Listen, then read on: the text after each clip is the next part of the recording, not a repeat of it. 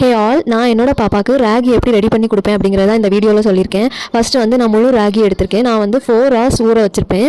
Next அதை வந்து ஒரு மிக்ஸி ஜாரில் மாற்றிட்டு நல்லா ஸ்மூத்தாக அதை வந்து கிரைண்ட் பண்ணி எடுத்துப்பேன்.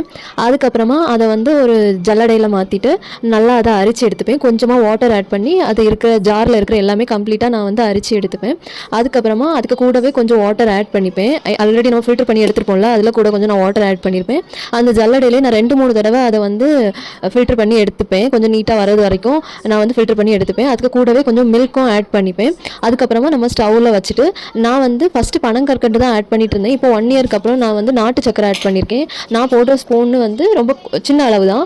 ஸோ அதில் வந்து நான் 3 ஸ்பூன் போட்டிருப்பேன். அது போட்டுட்டு நான் வந்து கிண்டிக்கிட்டே இருப்பேன். கொஞ்சம் நேரத்தில் அது வந்து கொஞ்சம் கொஞ்சமாக அது கட்டியாக ஆரம்பிக்கும். கொஞ்சம் கட்டியாக ஆரம்பிக்கும் போது நான் வந்து சிம்மில் இருக்க கேஸ் வந்து நான் கொஞ்சம் ஃபாஸ்ட்டாக வச்சுட்டு அது வந்து பபிள்ஸ் வந்தோடனே நான் ஆஃப் பண்ணிவிடுவேன். பிகாஸ் நான் வந்து பாட்டிலில் ஊற்றி குடிக்கிறதுனால பாப்பாவுக்கு டேரெக்டாக கொஞ்சம் ஈஸியாக போகணுங்கிறதுக்காக நான் அந்த மாதிரி எடுத்துப்பேன். ரொம்ப கட்டியாக எடுக்க மாட்டேன்.